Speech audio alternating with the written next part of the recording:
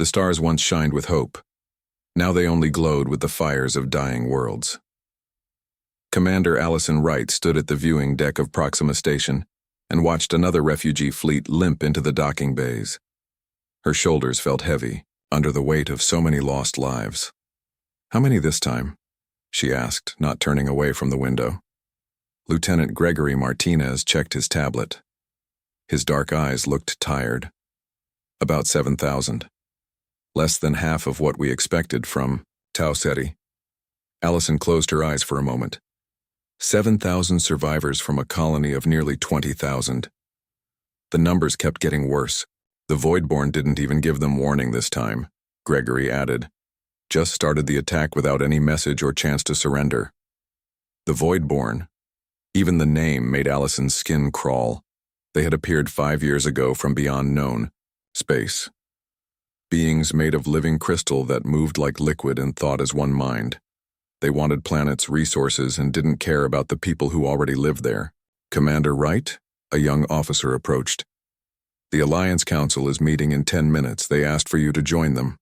Allison nodded. "Thank you, Ensign Carter." She turned to Gregory. "Make sure the refugees get medical care and food. Put families together if possible." "Yes, Commander," Gregory said. Allison walked through the curved hallways of Proxima Station. It was the last major outpost between the dying outer colonies and the Sol system, humanity's home. 5 years ago, Proxima Station had been a place of trade and diplomacy. Now it was the final fortress before Earth. The council chamber was smaller than it used to be. Where once 12 representatives from different alien species had sat, now only 5 remained. The others had lost their homeworlds to the Voidborn. Allison entered the room and took her seat. The air smelled of different alien biologies, the sweet scent from Counselor Vela's flowers that grew from her shoulders, the soft musk of Ambassador Grun's fur. But the strongest presence came from Zexel, the Moravian representative. Nearly 8 feet tall with blue-green skin that looked wet even when dry, Zexel had once spoken for billions of his kind. Now he represented the last few thousand Moravians alive. "Commander Wright," Zexel's voice bubbled slightly when he spoke. "Thank you for joining us. I wish it were under better circumstances," Allison replied. Ambassador Grun, a short furry being with 4 arms, tapped the table nervously. "We must discuss evacuation plans. The Voidborn fleet near Epsilon Indi has changed course. They're heading here." A hologram appeared above the table showing star systems and the movement of enemy forces. Allison felt her chest tighten. "They will reach Proxima Station in 3 months, Zexel said. "My people can send ships to help with evacuation," offered Vela, her flower petals drooping with sadness. "And where would we go?" asked the reptilian counselor Drax. "They've taken 70% of known space. Earth's defenses are strong, but the Voidborn are building something new. A kind of gate that could bypass Sol's outer defenses." Silence fell over the room. If Earth fell, humanity would be finished. If humanity fell, the last strong military in the Alliance would be gone. "How reliable is this information about the gate?" Allison asked. "Very," said Zexel. "Our last spy drone confirmed it before being destroyed. The Voidborn will reach Earth within a year, maybe sooner." The room's communication system beeped.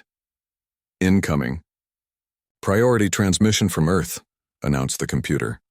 A large screen lit up showing a man in his 60s with gray hair and the uniform of Earth's United Defense Forces. Allison recognized Admiral Franklin Doyle, the highest-ranking military officer in the human forces. "Greetings, Alliance Council," Admiral Doyle said. His voice was deep and calm. "I understand you're discussing the Voidborn's advance toward Proxima Station." "Yes, Admiral," said Zexel. "We are planning emergency evacuations." Admiral Doyle nodded slowly. "I have different news. The time for retreat is over. Project Thunderhead is ready.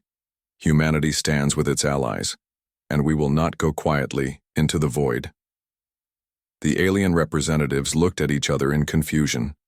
"Admiral," Allison spoke up. "What is Project Thunderhead?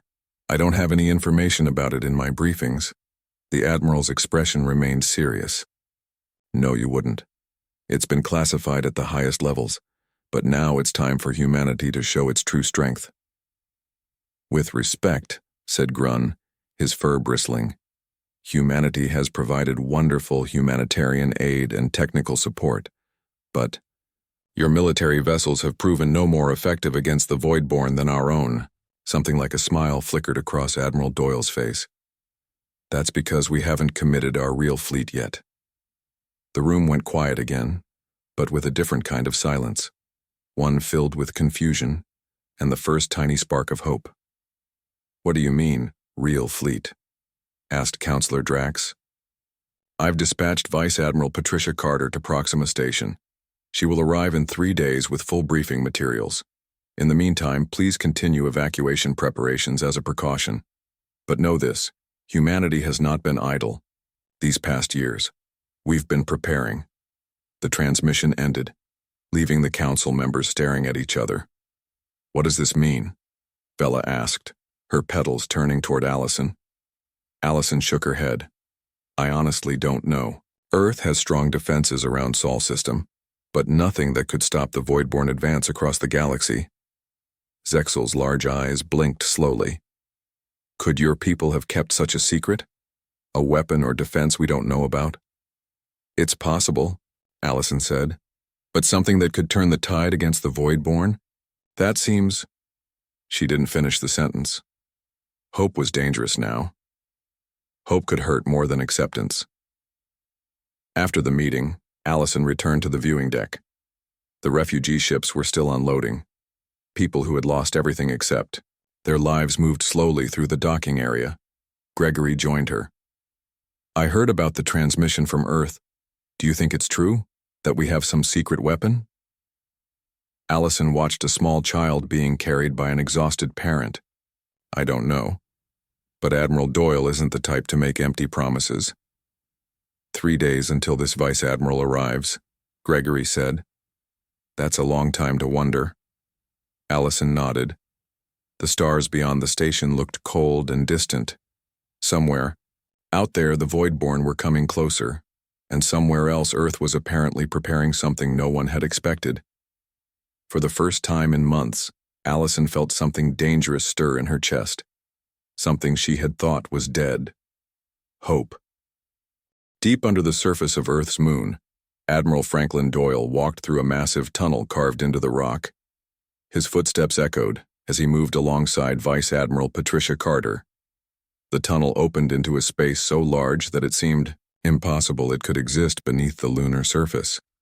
Artemis Basin, Patricia said, looking up at the enormous ships hanging in the chamber. Most people think it's just a crater on the moon's surface. They have no idea what we've built underneath it. Franklin nodded as he stared at the USS Intrepid, the largest warship humanity had ever built. It hung suspended in the center of the HFY underground hangar, surrounded by workers in spacesuits who looked tiny next to the massive vessel. Are you sure we're ready? Patricia asked. Her voice was quiet, but in the large space it carried. We've been building this fleet for years, but we haven't tested it against actual Voidborn ships.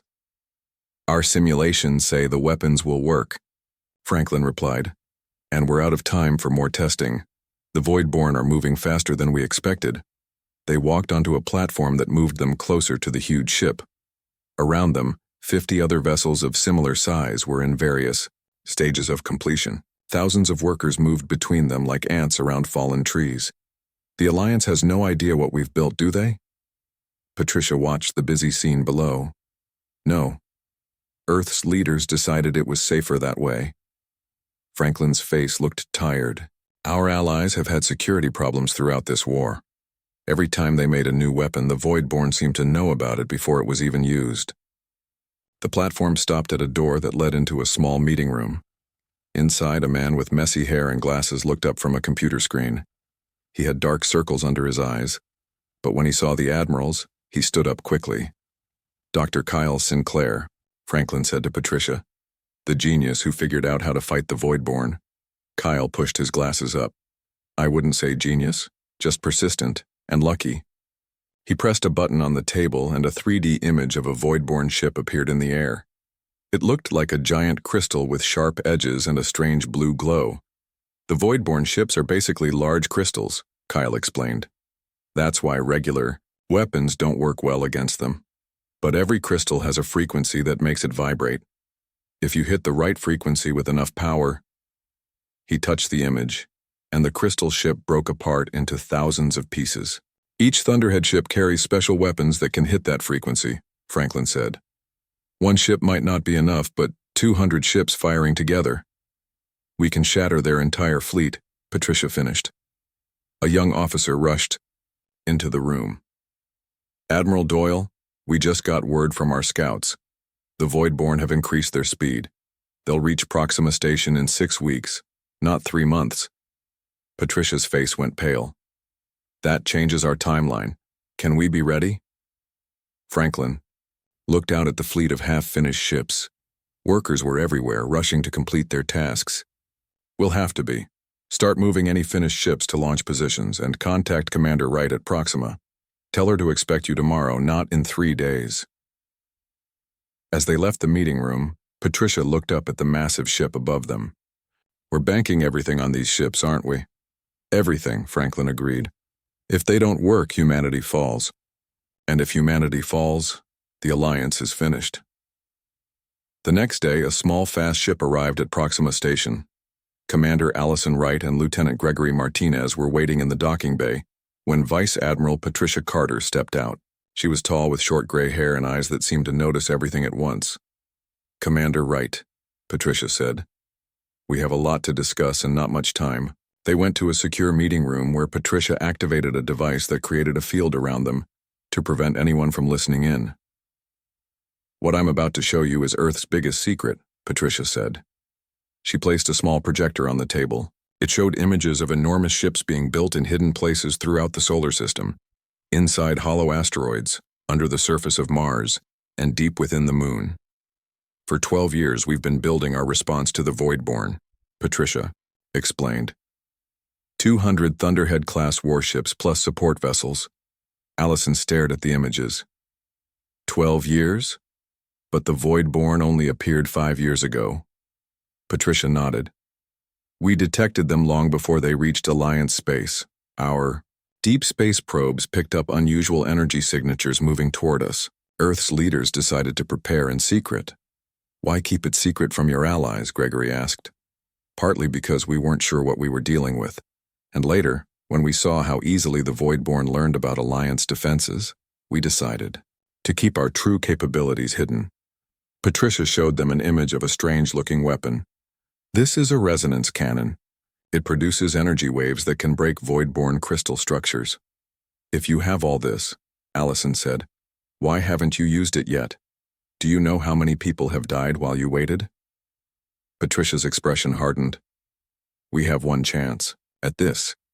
If we reveal our weapons too soon and they don't destroy the entire Voidborn command structure, they'll adapt. We need their main fleet and leadership in one place. Gregory looked at the images of the ships. And you think these can really stop the Voidborn? They have to, Patricia replied. But we need your help. Proxima Station needs to hold for 6 more weeks while we finish preparing the fleet, and we need you to quietly tell the Alliance species to be ready to fight back when we attack. Meanwhile, aboard one of the nearly completed ships, Commander Owen Russell was supervising the loading of weapons. The USS Defiant was almost ready, but there was still much to do. Careful with those phase cannons, he called to a group of workers. They're worth more than this whole docking bay.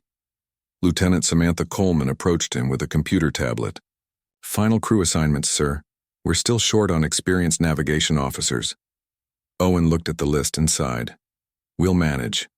Most of these people have been training in simulators for years. They know what to do.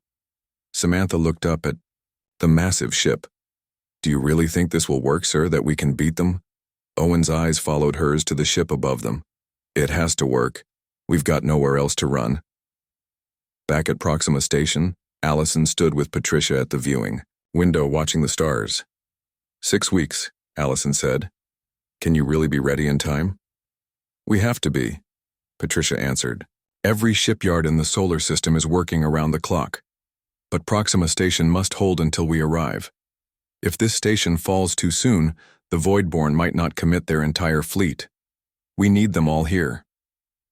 We'll hold, Allison promised, though she wasn't sure how. Just make sure your ships get here in time. For the first time in years, she allowed herself to truly hope that they might win this war. But first, they had to survive the coming battle. 3 weeks passed quickly at Proxima Station. Commander Allison Wright worked day and night to prepare defenses. She knew they needed to hold the station for 3 more weeks, until Earth's secret fleet was ready. The outer sensor buoys are picking up signals, Lieutenant Gregory Martinez reported one morning. Void-borne scout ships are entering the outer system. Allison took a deep breath. They're earlier than expected. Alert all ships and get the station shields to full power. The Alliance Council gathered quickly. Zexel, the tall Moravian, looked even more worried than usual. Commander Wright, he said, your Admiral Carter told us to prepare for a counterattack, but we see only scout ships arriving. Where is this human fleet she promised? Still preparing, Allison admitted. We need to hold Proxima Station for 3 more weeks. Ambassador Grunn's fur stood on end. 3 weeks? Against the Voidborn? Impossible.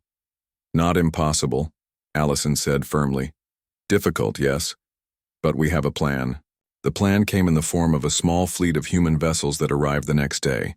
They were regular warships, nothing like the secret Thunderhead fleet that Vice Admiral Carter had shown her. But they carried new technology.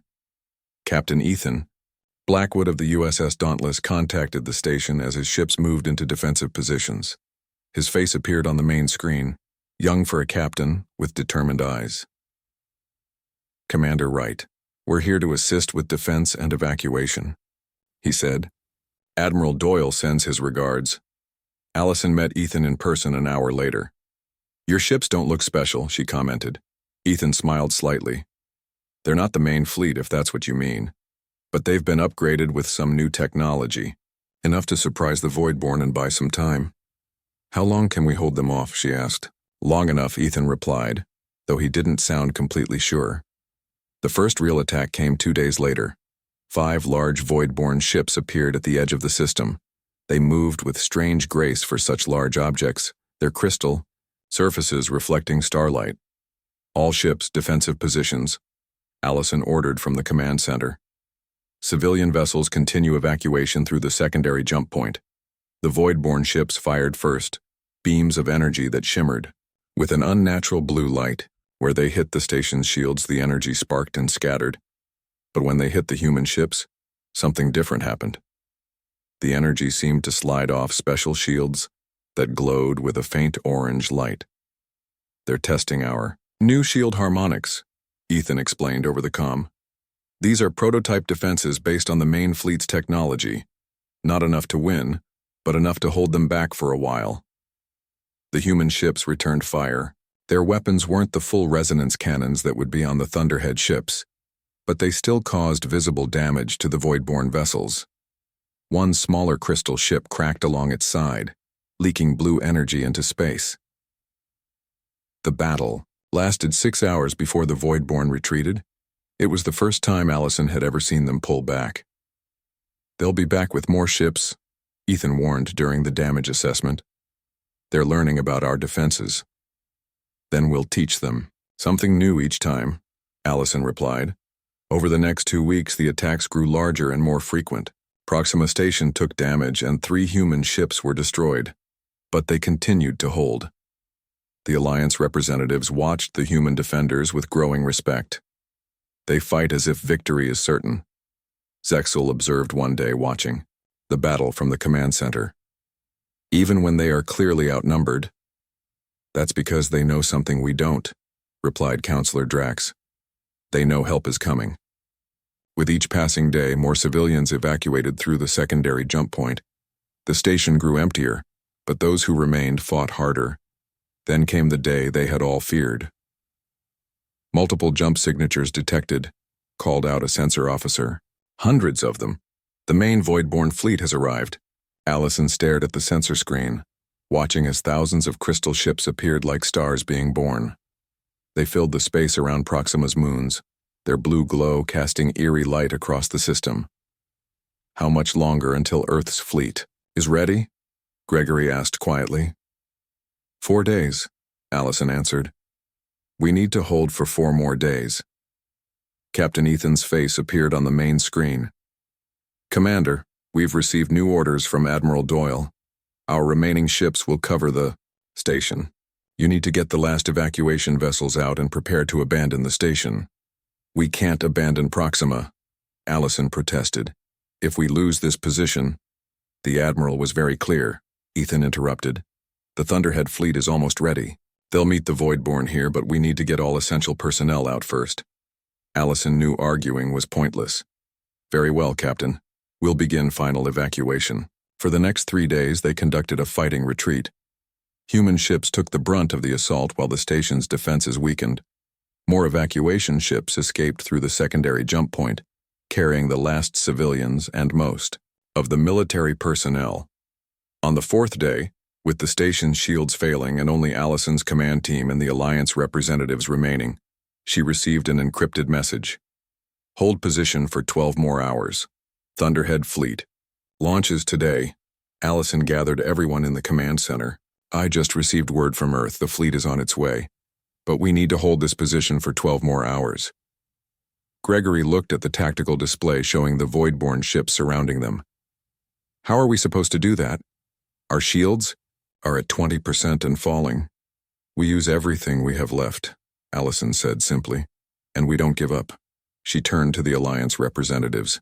This is your last chance to evacuate. There's one shuttle remaining that can get you to the jump point. Zexel stood tall, his amphibian skin glistening under the emergency lights. We stay. If humanity is willing to fight to the end for us, then we will stand with you. The other representatives nodded in agreement. Very well, Allison said. All remaining power to shields and weapons. Captain Ethan, position your ships to cover our weakest points. She looked around at the determined faces of her crew. 12 hours.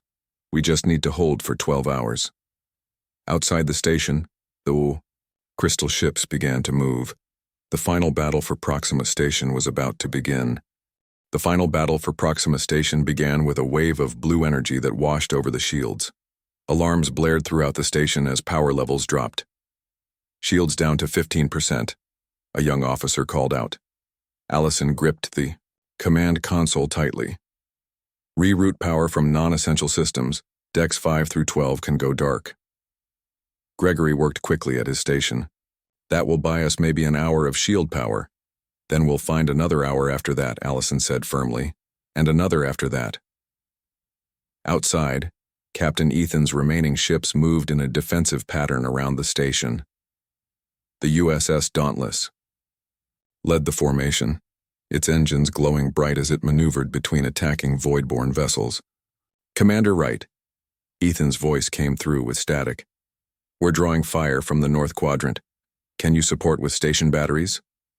Firing now, Allison replied.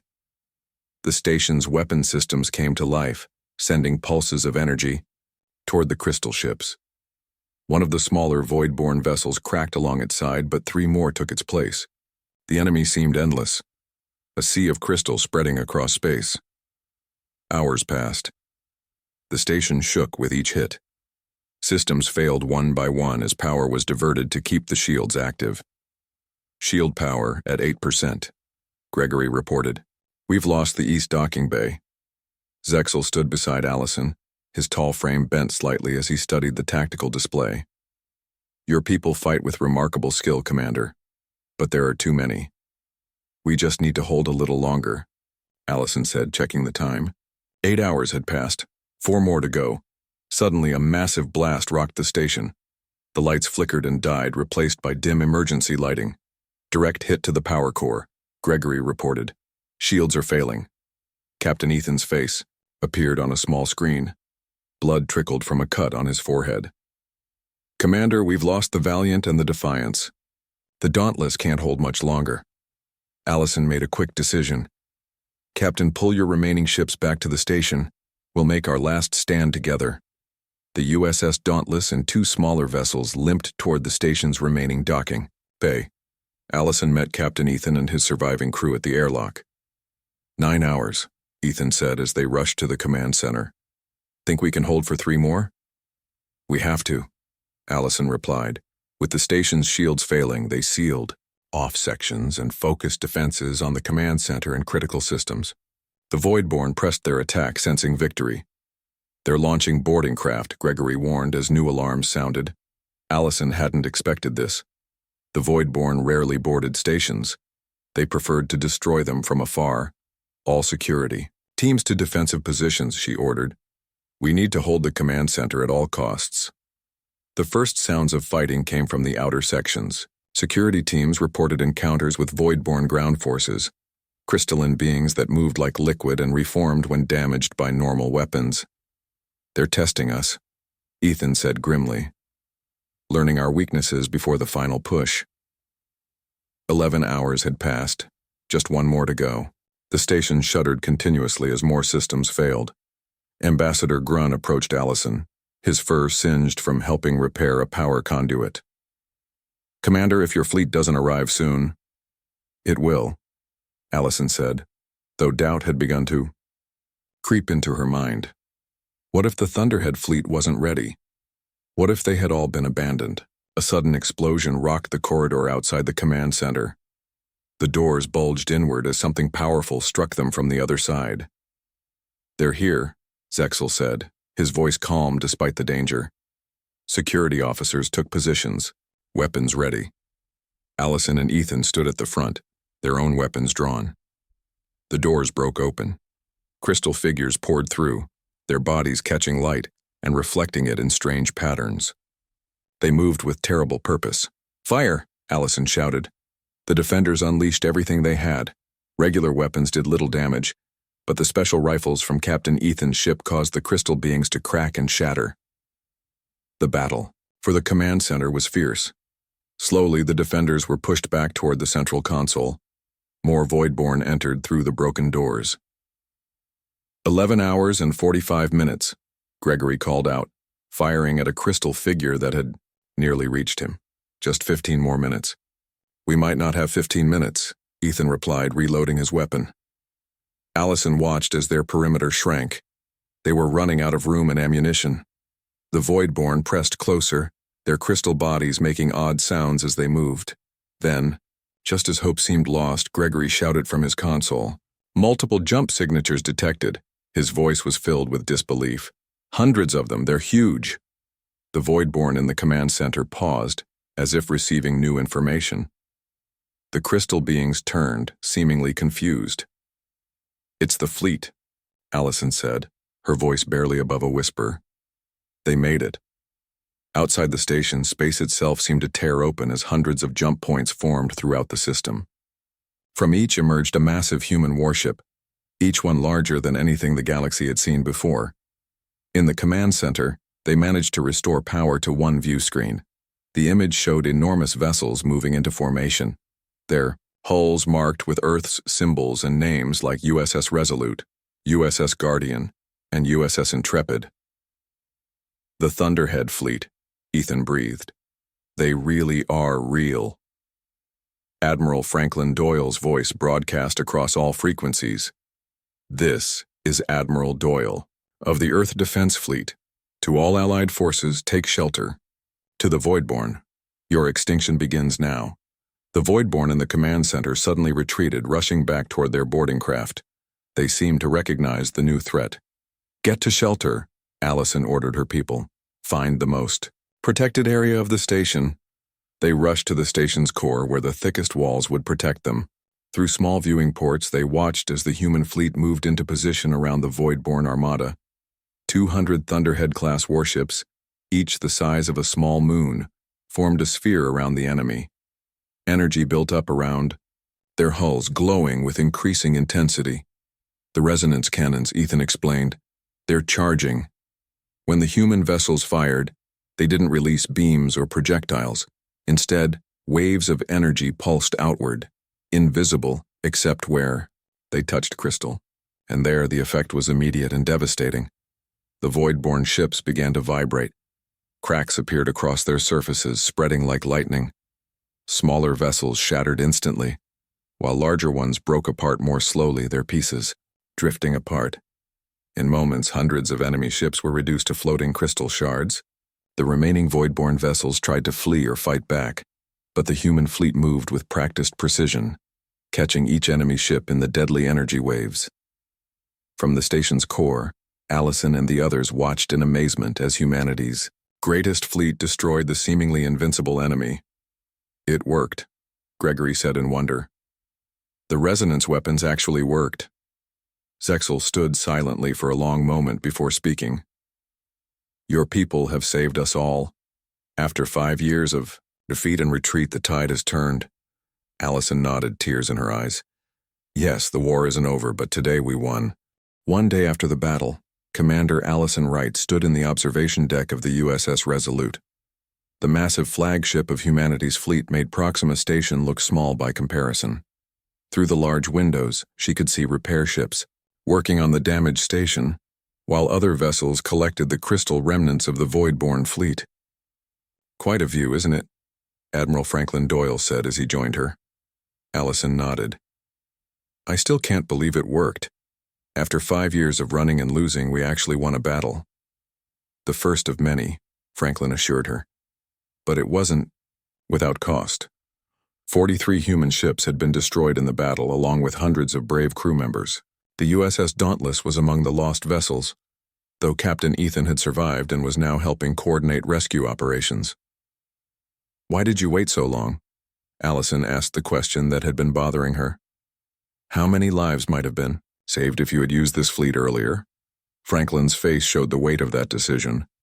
We had one chance. If we had revealed our capabilities too soon, the Voidborn would have adapted. Their ships communicate instantly across vast distances. We needed their entire command structure present, their defenses calibrated against conventional weapons. He turned to face her directly. Every life lost weighs on me, Commander. But if we had failed, there would be no second chance. The entire Alliance would have fallen. Later that day, the Alliance Council met aboard the Resolute. The representatives were still in shock at the sudden change in fortune. Zexel, the tall Moravian, approached Admiral Doyle after the meeting. Your fleet is remarkable, he said, but the Voidborn still occupy dozens of Alliance worlds, including what remains of my homeworld. Vice Admiral Patricia Carter, who had just arrived from Earth with the fleet, stepped forward. That's why we're here. This isn't the end of the war. It's the beginning of our counterattack. She activated a holographic display showing the galaxy with red markers for Voidborn-controlled systems and blue for Allied territory. We've divided the Thunderhead fleet into task forces. Each will target a different sector, working with local resistance to liberate occupied worlds. Gregory studied the map with interest. How long will it take? Months, at least, Patricia admitted. But we've broken their main fleet and their central command structure. For the first time, they'll be fighting defensively. Over the next few days, ships arrived from Earth carrying supplies and additional troops. The Thunderhead fleet prepared for the liberation campaign, with different task forces assigned to different regions of Allied space. Commander Allison was given command of a task force heading to the Tau Ceti system, her old home before the war. Captain Ethan would serve as her second-in-command aboard the USS Valiant, a newly arrived Thunderhead-class vessel. On the day before departure, Allison found Gregory in the station's repaired observation lounge, looking out at the assembled fleet. Did you know? He asked without turning. About humanity's secret fleet? She shook her head. Not the scale of it. I knew Earth was working on special weapons, but this... She gestured at the massive ships. I never imagined anything like this. It makes me wonder, Gregory said quietly. If humans could hide something this big, what else don't we know about our allies?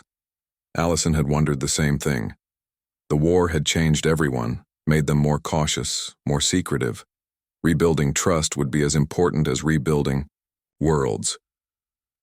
Across the galaxy, as news spread of the Voidborn defeat at Proxima, things began to change.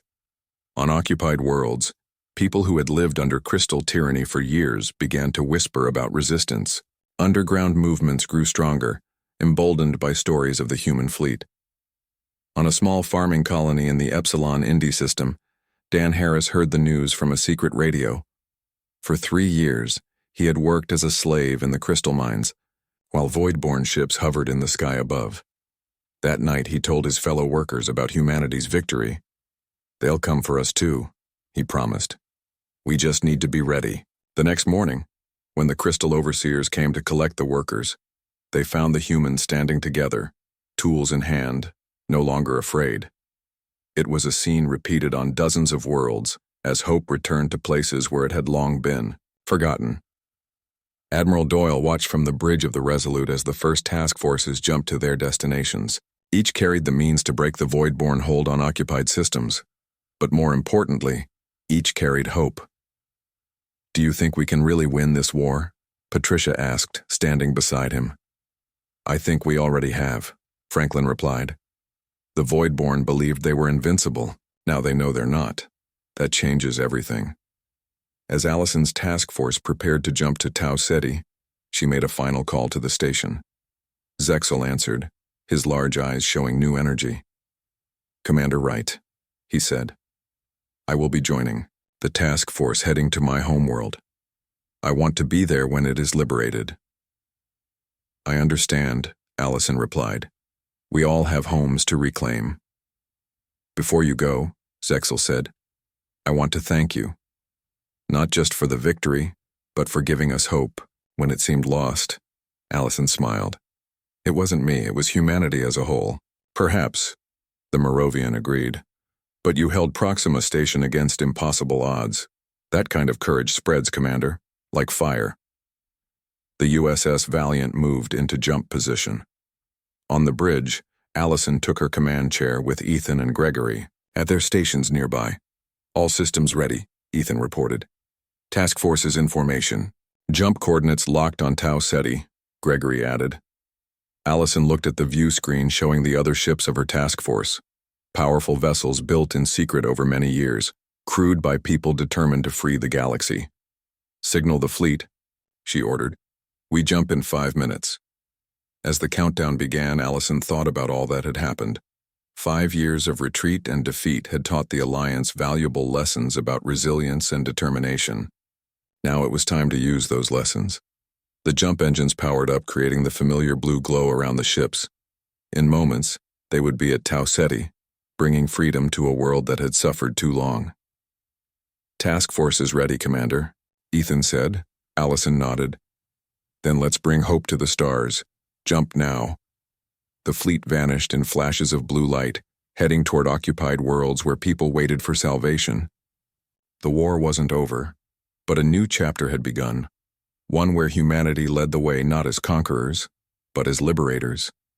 And across the galaxy, people looked to the skies with something they had almost forgotten: hope.